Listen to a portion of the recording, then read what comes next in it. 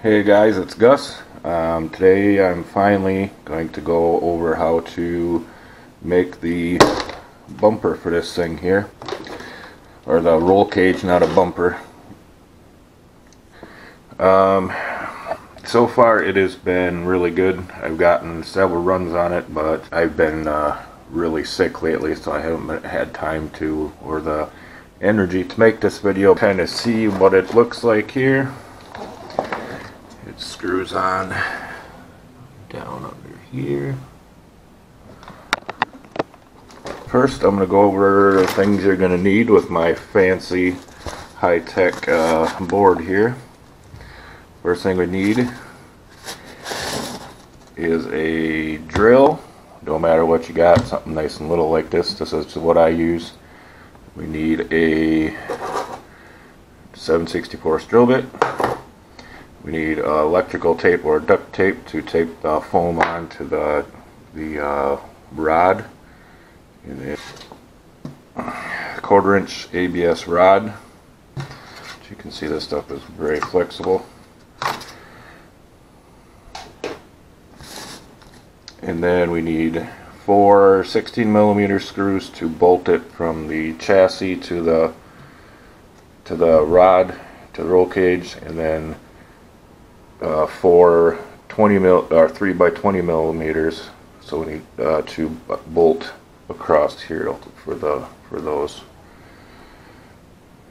And then you need approximately a 3x4 piece of high density foam.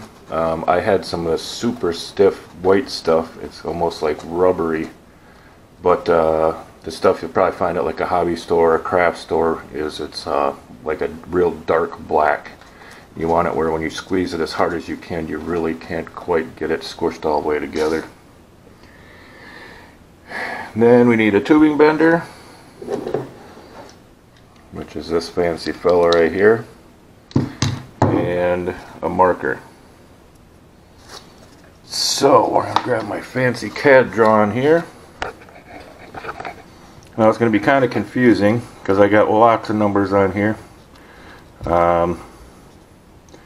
Kind of embarrassed. I used to do this kind of stuff for a living back before AutoCAD was popular, but anyway, this is actually to show you how to bend your rod. So say if you want it 4 1/4 inches tall, you have to know the radius that you're going to bend here. Luckily on here, on my bender, I know it's a 1/2 inch radius.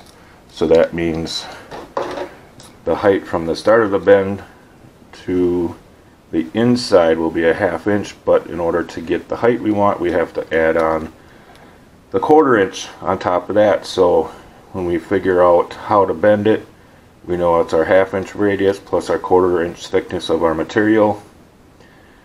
So then if we want it 4 1/4, we know that we want to mark the bend to start at 3 1/2 inches. And you see here, I already did that on this one. Now I got it lined up. What I'm going to do, either put like a vice clamp or something on here, or a C-clamp or something like that. And you have to hold it, because otherwise when you draw this down, it's going to try to pull your rod this way. So we just hold it. What I do is just hold it, bend it down. You always got to make sure to overdo it a little bit, because it will spring back. Then we got our bend here, and if I did it right, it should measure out to 4 1/4 on top.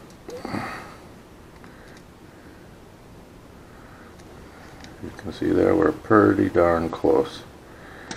And as far as the next bend goes, it's just the same thing, but you'll just be measuring from this edge here. Look at my fancy CAD drawing here. We got, to get it the right width, what I did is I made the top 5 inches wide. So we'd want to make that our line, our bend line for this side at 4 1/4. And then once you get this side bent down, you of course cut it off at your 4 1/4. And then you need to make 2 of these. And once you get them made, use a 7/64 drill bit, and 3/4 of an inch from this side, you put a hole right in the center and a hole right in the center on both sides. And those will be for the crossbars that hold those two U-bends together. Fancy CAD drawing here. What we got here is the width between the two pieces, which is this width right here, is 2 5/8 inches. So for the 2 bars that go across the top, one out here and one on the other side, you need to make those 2 1/8 inch long.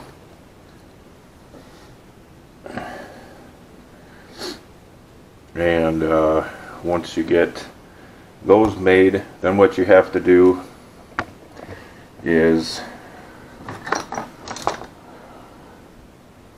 on the bottom of these, you have to drill holes in these.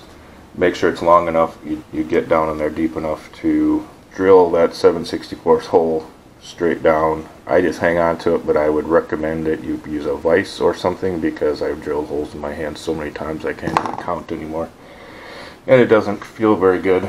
But then once you get, so you'll need 4 holes for those, because it'll be your 2 U-shapes. You need to drill one in from the bottom here and here on both of those, so each one should have 4 holes in it. And then of course those 2 small 2 1/8 inch pieces that you cut out of this also need to be drilled.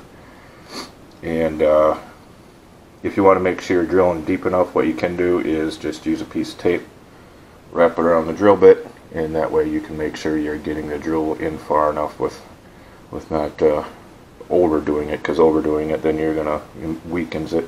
And then for these, the reason I went with the measurements I did is it lined up perfectly with the cab on the truck, where I had to put the holes, you can see the 2 screws there, to mount it. And all I had to do, point it here, is if you look, you have 1 triangle here, 2 triangles, and then in the 3rd triangle you drill the hole pretty much right next to the, like right in the corner of that.